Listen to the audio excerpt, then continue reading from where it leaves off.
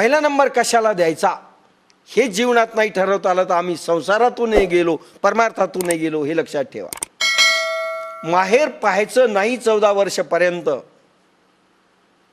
आणि पती तुमचे नाही आहेत, म्हणजे राम नाही आहे, सीता नाही आहे, उणीव कौशल्याला कैकईला भासू नये. तिची सेवा अविरत करा, अश्रू तुम्ही गाळता कामा नयेत. लक्षात घ्या, सोपी गोष्ट नाही आहे. आणि नंतर माहेरी यायचं. आपण असतो तर हे बघ नवरा चाललाय का, किती महिन्यासाठी, 1 महिन्यासाठी, दुसऱ्या गाडी नाही आहे, तो पहिल्या गाडीने गेला तर. नाही तर त्यांना म्हणावं मला गाडीत बसवा, मग जा कुठे जायचं तिथे. माहेरी अनेक मुली माहेरी आल्यानंतर विचारावं लागतं, नवरा अमेरिकेत आहे सध्या, ठीक आहे, नाही राहत ती सासू सासऱ्याजवळ. सुनयना म्हणते तोंड पाहायचं नाही. त्यावेळेस ती माता नाही का, पण कर्तव्य कठोर माता आहे. कुठे पोरींना आज आवश्यकता आहे त्या ठिकाणी राहण्याची, तिथे राहिलं पाहिजे. भगवान अर्जुनाला हे शिकवताय. अर्जुन काही खोटं बोलला नव्हता. पूर्ण आपल्याला लागू आहे अर्जुनाने सांगितलेल्या गोष्टी. पण युद्ध समोर उभं आहे, कुरुक्षेत्र आहे, धर्मक्षेत्र आहे. ते धर्माची प्रतिष्ठापना होण्याकरिता अवतार आहे. आपला अवतार का झाला, का तुम्हाला बुद्धी दिली ह्या ट्रेनमध्ये बसण्याची, राजर्षी योगाच्या कर्मयोगाच्या ट्रेनमध्ये, मोदीजी महाराज आणि बाप्पासाहेबांच्या ट्रेनमध्ये बसण्याकरता कोणी उद्युक्त केलं, काही कारण असेल ना. आणि हे जर आपण चुकलो आपणही थप्पड खाऊत, आपला संसारही जाईल, परमार्थही जाईल, दोन्हीमधून आपण संपू. भगवान गोपाल कृष्ण अनेक भूमिकेत, जसं सुनयना आणि महाराज जसे वागले, कोण महाराजा जनक, त्या भूमिकेत आपण संसार केला पाहिजे. म्हणून ज्ञानेश्वरांनी उल्लेख किंवा भगवान कृष्णाने जनको दया संसार करा म्हटलंय. जनक राजासारखं पळायला नाही सांगितलं, जनको दया कोणाचा उल्लेख केला नाही भगवान कृष्णाने, महाराजा जनकांचा केलेला आहे. जनक अनेक स्टाईलनं सीतेला रामानी सोडलं. चूक झाली की बरोबर झाली, अजूनही विद्वान याच्यावर खल करतात. सीतेवर फार मोठा अन्याय रामाने केला. खरं म्हणजे तिनं डायव्हर्स घ्यायला पाहिजे होता. त्या काळात कोर्ट दिसत नाहीत आणि वकीलही नव्हते. आम्ही जर वकील असतो सीतेला प्रपोज केलं असतं.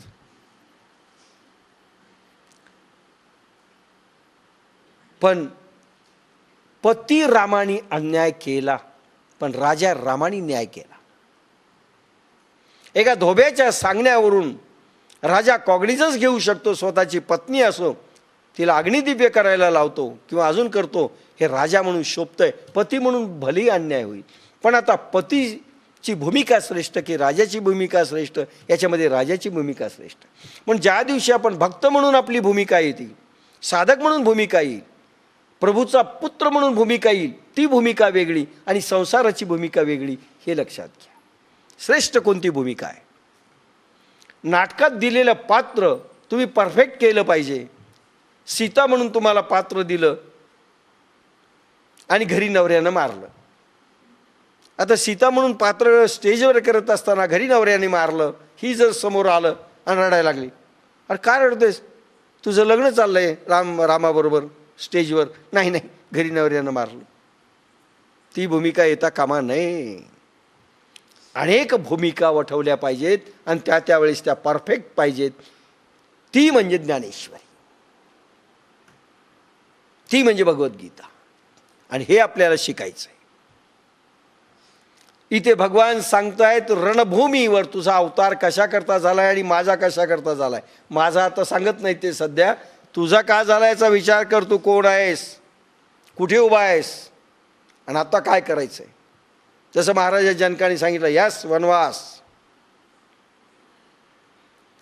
मी देखील डिस्ट्रिक्ट जज होतो, म्हणजे ग्राहक मंचाचा न्यायाधीश अध्यक्ष ज्याला म्हणता येईल परभणी आणि हिंगोली जिल्ह्याचा 2002 पर्यंत, 96 पासून. त्यामध्ये ज्यावेळेस मी त्या स्टेजवर बसेल माझी भूमिका वेगळी. मला कोणी मित्र नव्हते, समोर जरी दिसले तरी मी हा माझा मित्र आहे, याच्या फेवरमध्ये दिले पाहिजे, तो माझा शत्रू आहे, असा कुठलाही भाव नव्हता. खुर्चीतून उतरलो की माझी भूमिका संपली.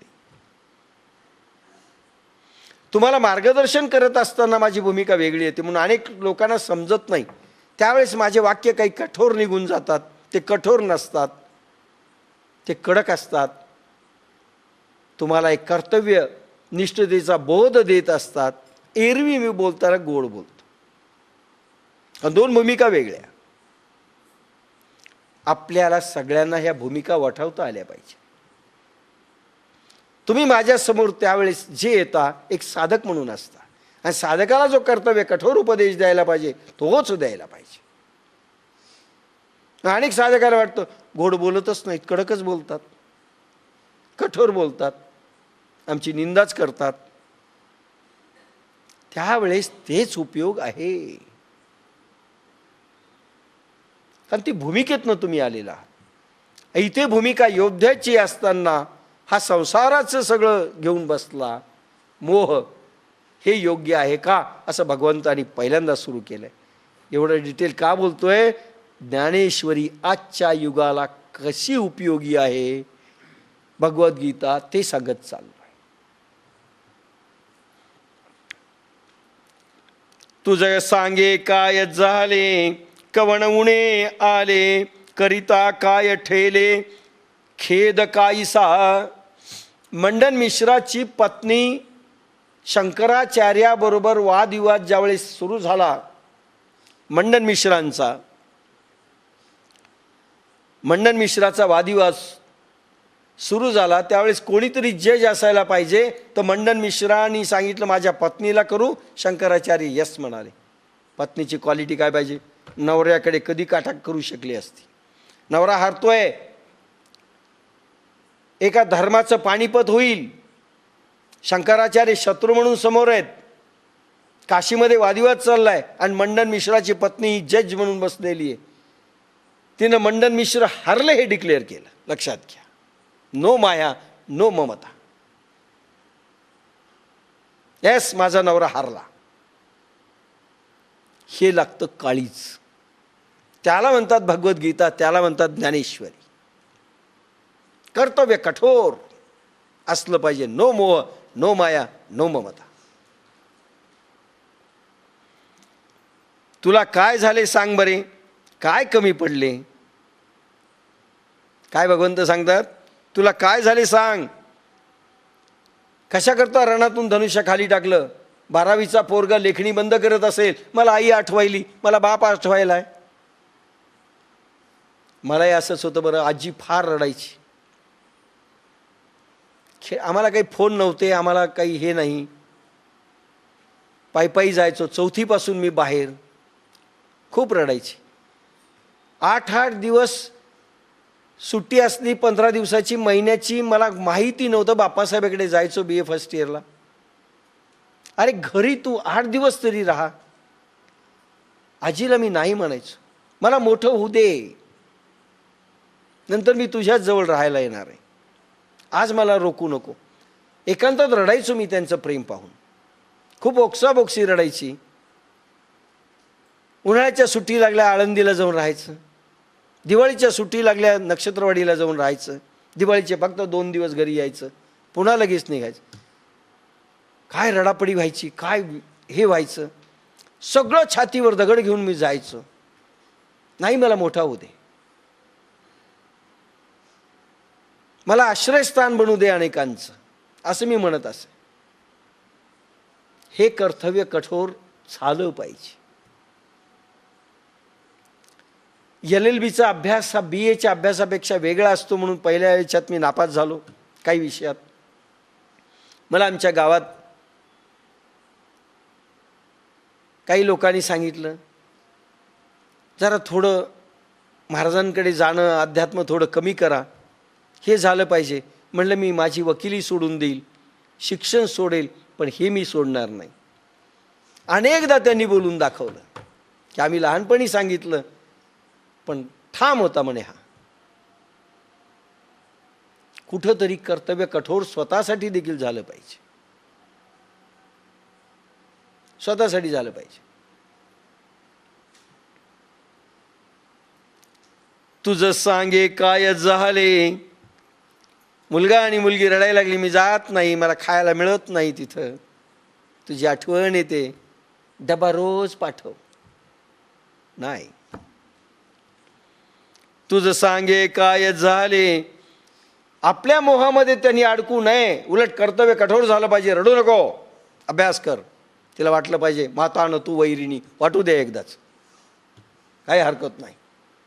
तिला गाणं येत असेल तर मन म्हणावं, माता न तू वैरिणी. तुझं सांगे काय झाले, कवण उणे आले. अरे तुला काय कमी पडलं सांग. म्हणजे मी स्वतः उभा आहे, भीमासारखा भाऊ उभा आहे, धर्मराजासारखा उभा आहे, मी द्वारकाधीश जगाचा नियंता तुझ्या पाठीमागे, द्रौपदी सारखी पत्नी आहे. काय कमी पडलं तुला सांग, रडायला काय झालं तुला. हाच प्रश्न मुलींनी स्वतःला विचारावा, विद्यार्थ्यांनी स्वतःला विचारावा, संसारात विचारावा, काय कमी पडलं. अभ्यासाचे अनमोल क्षण वाया घालवतात पोर. का? पिक्चर पाहायचा आहे, क्रिकेट खेळायचंय, मैत्रिणी येतात की गुलगुल गुलगुल गुलगुल बोलतात. कशा करता? अभ्यासाच्या गोष्टी नसतात. ते पोरग कोणाच्या मागे लागलं आणि पोरगी कोणाच्या मागे लागली, तुला माहिती आहे का? काय गरज? आगाऊ उचापत्या. कर्तव्य कर्म संपले, इथून भगवद्गीता सुरू होते. आजही कशी उपयोगी आहे. काय कमी पडलं? अरे आई वडिलांनी हाडाची काढ केली, सगळी संपदा, सगळी संपत्ती, सगळे आयुष्याचे क्षण, सगळे अनमोल क्षण तुमच्या चरणी वाहिले, तुमच्यासाठी खर्च केले. तुम्ही काय दिलं? काही नाही, काही नाही. हे आलं पाहिजे. आणि बायांनी लक्षात दिलं पाहिजे, ज्या आई वडिलांनी खस्ता खाऊन तुम्हाला ज्या घरी पाठवलं, त्या घरचं तुम्ही काय कल्याण केलं? काय कल्याण केलं? 9 मास उदरी ठेवलं, एवढं मोठं वाढवलं, एवढा प्रचंड लग्नाचा खर्च केला. काय केलं तुम्हाला पाठवून या घरात? तुम्ही काय दिवे लावले? दोन्ही घरं बुडवली. म्हणजे आपण नाही, आपली नाही, आपण लोकांसाठी बोलायलो. आम्हाला बोलायला का? आम्ही तर आपल्यासाठी नाही, आपल्या सोडून आपण मी बोलत असतो. काय केलं? नवऱ्याला हाच प्रश्न विचारायला पाहिजे. एका क्षणामध्ये जी बदलली तुमच्यासाठी, कुलकर्ण्याची पोरगी जोशी झाली एका सेकंदात.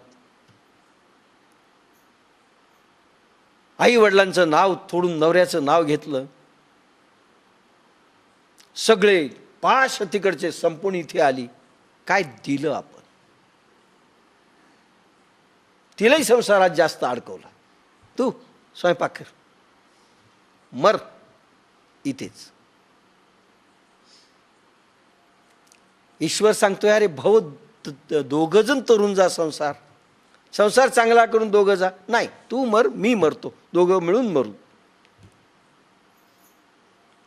घरच्याही लोकांना मारू, याच्यातच गुरफटून टाकू. याच्याकरता ज्ञानेश्वरी सांगतायत, भगवान ज्ञानेश आजही. काय कमी पडले? काय करायचे राहिले सांग. हा खेद कशाकरिता तू करतोयस? तुझं सांगे काय झाले, कवण उणे आले. काय कमी पडलं तुला? करिता काय ठेले, खेद कायसा. काय करायचं आम्ही बाकी राहिलं होतं तुझ्यासाठी? हाच प्रश्न मुलाला बापाने विचारला. तुला काय कमी पडलं? ड्रेस कमी पडले, खायला कमी पडलं, पैसा कमी पडला, काय कमी पडलं? आम्ही काय तुला कमी दिलं जे तू करत नाहीस? भगवान जे प्रश्न विचारतात प्रत्येकाने आपल्या जीवनात, मी पोरांसाठीच बोलतो असं नाही, एक उदाहरण दिलेलं आहे. आपणही आपल्याला करावं. ईश्वराने आम्हाला काय कमी केलं हो?